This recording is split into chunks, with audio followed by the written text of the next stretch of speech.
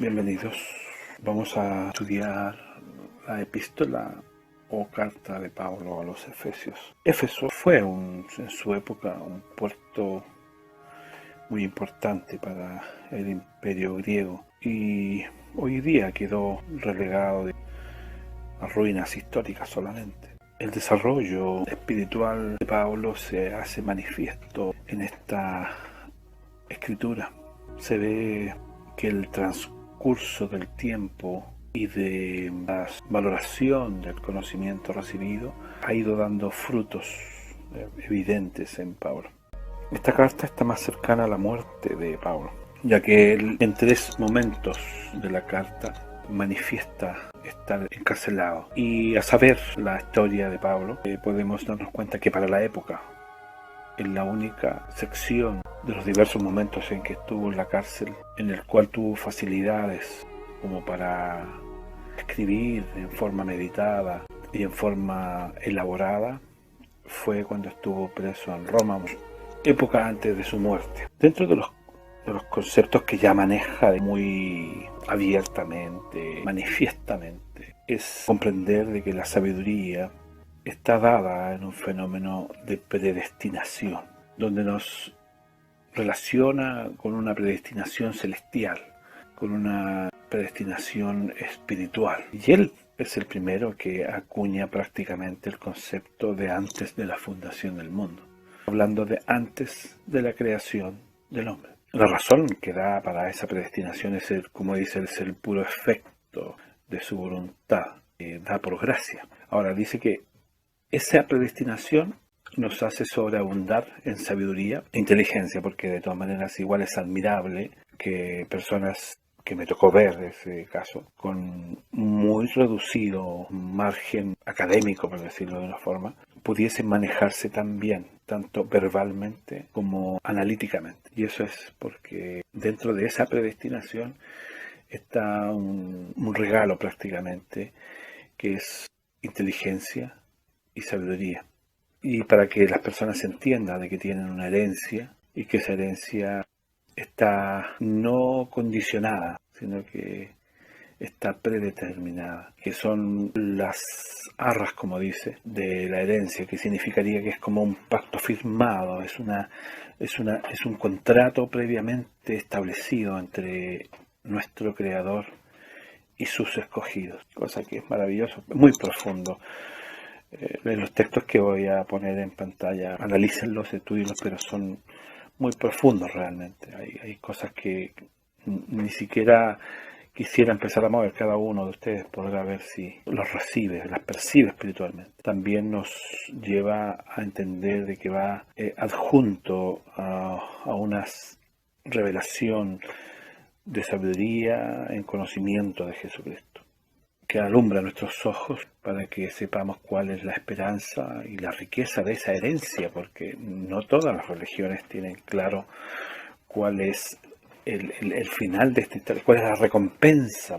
Tenemos más infantil de las herencias, aquella donde estamos sentaditos en una nube tocando un arpa, y la verdad que es mucho más profundo, que se alumbra el entendimiento y entender cuál es la recompensa y cuál es la riqueza de la herencia, porque entender la resurrección de Jesucristo es una garantía de que seremos resucitados y que nos sentaremos en los lugares importantes donde compartiremos ese señorío y esa grandeza de Cristo, que también es dada esa administración como gracia, que ha sido revelado y declarado ese misterio, que es un misterio para mucha gente, del conocimiento de la muerte de Cristo, el misterio de la resurrección de Cristo, el misterio de la preexistencia de Cristo, misterio que en otras generaciones no se dio a conocer, como ha revelado a nosotros en el tiempo presente, y que nosotros somos coherederos y miembros de un cuerpo. Hay una armonía conceptual teológica, o sea, no podemos tener discrepancias en cuanto a qué Dios servimos, a cuántos dioses son y cuál es la doctrina dorsal de la Iglesia. No pueden haber divisiones al respecto. Ahí existe realmente una unión monolítica y estoy seguro que, a pesar de que no conozco personalmente a los hermanos diseminados por el mundo, sé que existe una armonía conceptual de comprensión de quién es nuestro Dios, de cuántos dioses son, cuál es su naturaleza y en qué lugar queda puesto Cristo en esto también.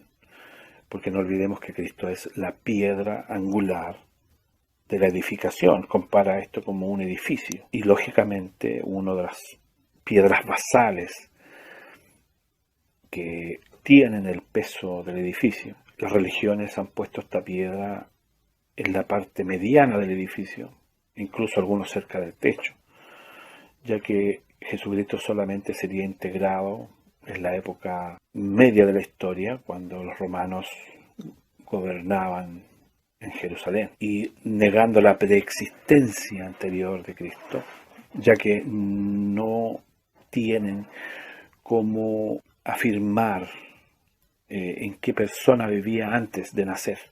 Y para no reconocer de que era Jehová, prefieren decirle que nació solamente de María y punto. Por lo tanto, es importante que exista una armonía de conocimiento y debemos andar con un entendimiento claro, no ignorando lo que existe en Dios. Ahora, nosotros hemos aprendido y así debemos mantenerlo y así debemos defenderlo, si es que de verdad entendieron la verdad. Por lo tanto, debemos despojarnos también de las vanas maneras, vivir de una forma más cristiana y la diligencia con la que debemos andar, no como personas que no saben, no como personas ignorantes, aprovechando bien el tiempo, porque es malo el tiempo en el que vivimos. Por tanto, dice Pablo, no seamos insensatos, sino que entiendan cuál es la voluntad del Señor. Eso es lo importante. Ahora, dándonos cuenta de que existe una vigencia, como lo dice Pablo, de los 10 mandamientos, porque incluso él dice en el capítulo 6, honra a tu padre y a tu madre, que es el primer mandamiento con promesa para que te vaya bien, se alarguen los días de vida en la tierra.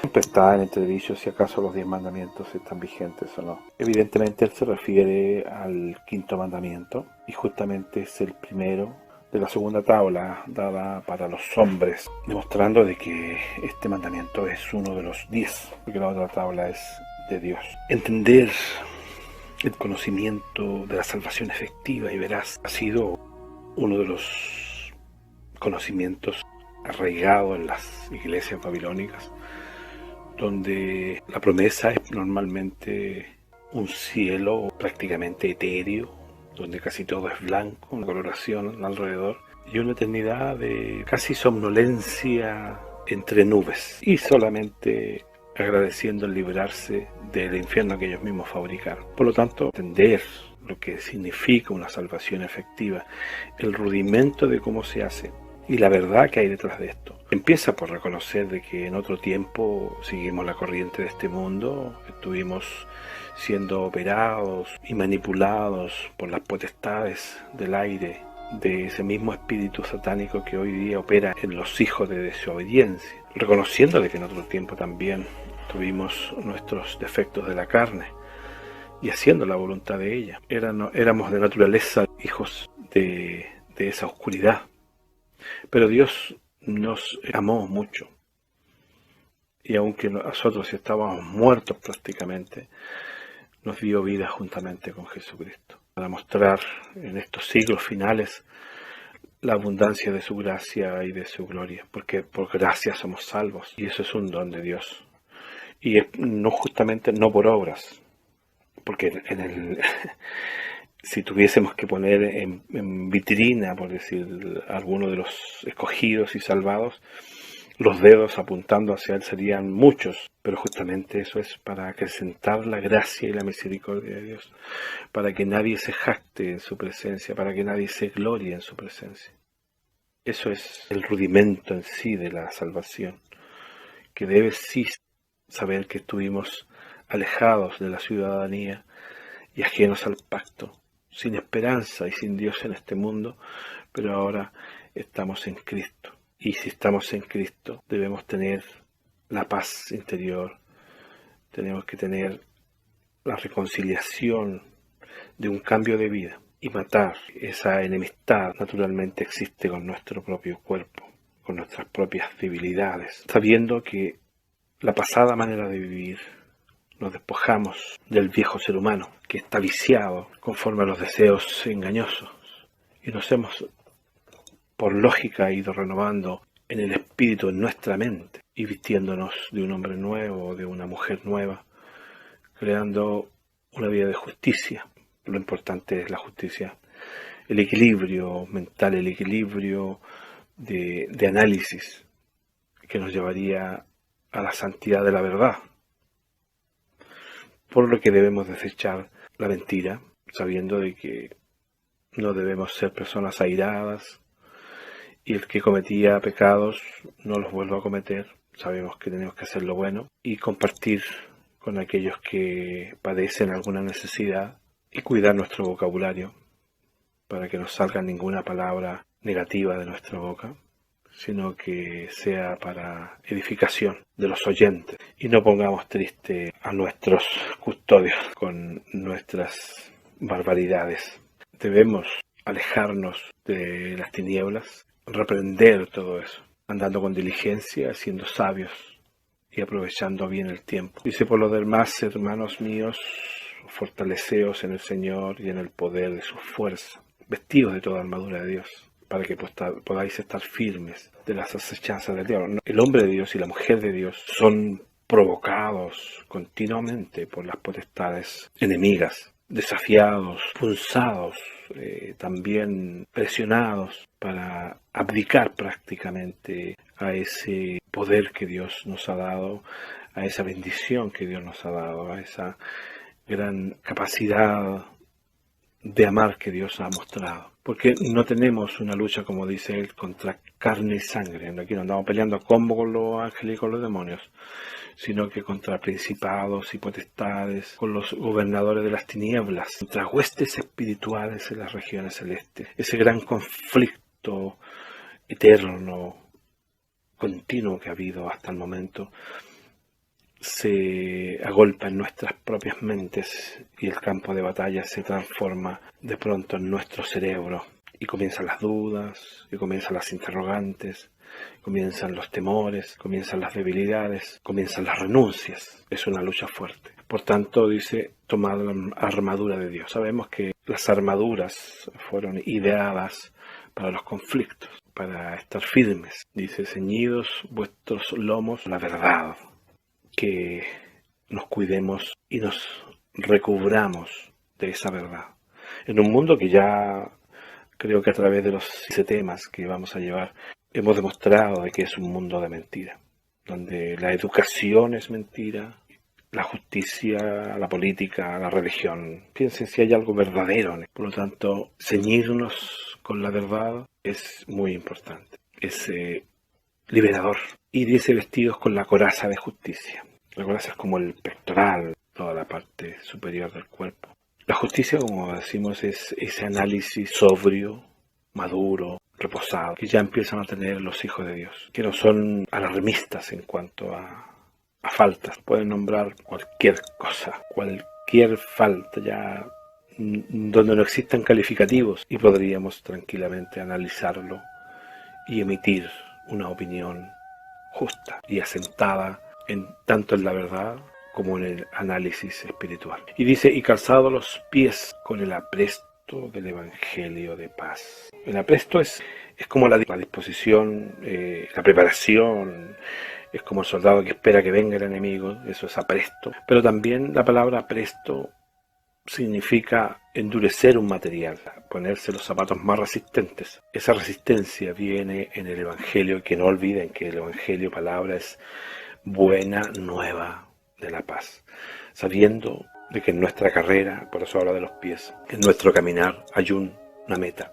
hay un final, y ese final es el reino de Dios establecido en esta tierra. Ese es el Evangelio, la buena nueva para nosotros y para la humanidad. Dice: sobre todo, tomad el escudo de la fe. Oh, claro que sí, para que podáis apagar todos los dardos del fuego del maligno.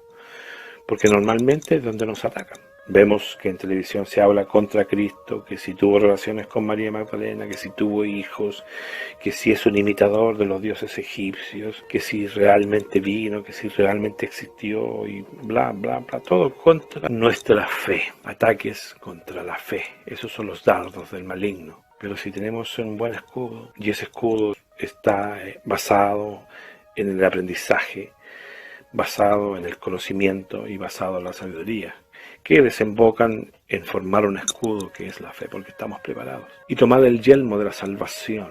El yelmo es un elemento muy importante en la armadura que se usaba en las guerras, ya que era la que protegía la cabeza. Ahora, como es un símbolo, debemos entender por qué es importante el yelmo, porque debemos proteger o tener cuidado de nuestros ojos. El cristiano debe cuidarse de donde mira y cómo mira. Si existe morbosidad en sus ojos, si existe codicia en sus ojos, si existe discriminación en sus ojos. Nuestra cabeza es el centro operacional prácticamente de nuestro cuerpo. Por lo tanto, hablar del yelmo simboliza prácticamente estar resguardando gran parte de nuestros sentidos. Tener cuidado también está en la cabeza nuestra boca.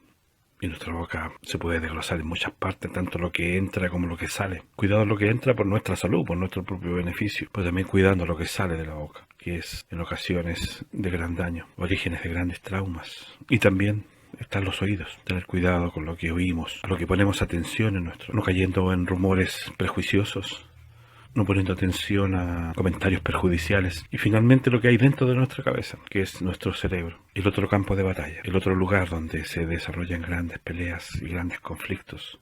Debemos cuidarlo también de los embates de las potestades, el lugar más riesgoso, donde por medios externos, combinando mensajes audiovisuales, se nos quiere poner en duda nuestra fe, se nos quiere poner en duda el pilar principal de nuestra creencia, que es Jesucristo, usando un intelecto superior, entre comillas, donde se analizan las historias bíblicas y como simples historias fabulescas, fantásticas y necesarias como para utilizar a las masas, por lo que el yelmo también protegería a nuestro cerebro. Por eso es importante mencionarlo, porque finalmente es el yelmo bien utilizado, es el yelmo de la salvación. ¿Salvación de qué?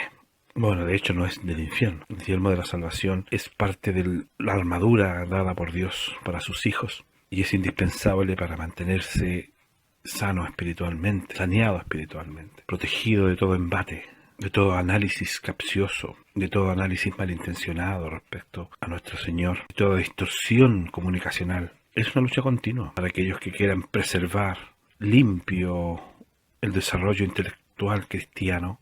Es una lucha continua, por lo que el yelmo es muy importante dentro de este plan salvación. Y la espada del Espíritu, que es la palabra de Dios. De ahí es donde decimos que pasarme la espada, darnos cuenta de que la Escritura es como una espada, la cual sirve para defenderse y para atacar también. Las letras, el conocimiento oculto, el brillo, y que es también tener en cuenta para esa armadura. Dice, orando en todo tiempo, con toda oración y súplica, velando en ello, toda perseveración, súplica a todos los santos, para que demos a conocer el misterio del Evangelio, el misterio del Evangelio. Y que confronta otra vez que está en cadenas. Bien, esto es un resumen de lo que es el libro de Efesios, un libro que muestra un desarrollo cansino de Pablo, ya no tan polémico, ya no tan sentencioso, ya no tan acucioso, ya no tan quisquilloso como el que había sido, sino que entendiendo de que se empiezan a sentar los conocimientos en él. De hecho, puedo creer que a esa altura ya Pablo es un buen cristiano en comprensión, mucho más sufrido por supuesto, pero no vamos a negar de que es un honor morir por Cristo. Si es por nuestras faltas y si es por nuestros errores, lamentable morir así, pero que alguien te tome y enuncie públicamente, renuncies a Cristo o muere, es un honor, realmente un honor. Bien, espero que Dios les bendiga. Nos encontramos en el próximo capítulo con la epístola o el libro a los filipenses, a la gente que estaba viviendo en Filipos. Que Dios les bendiga.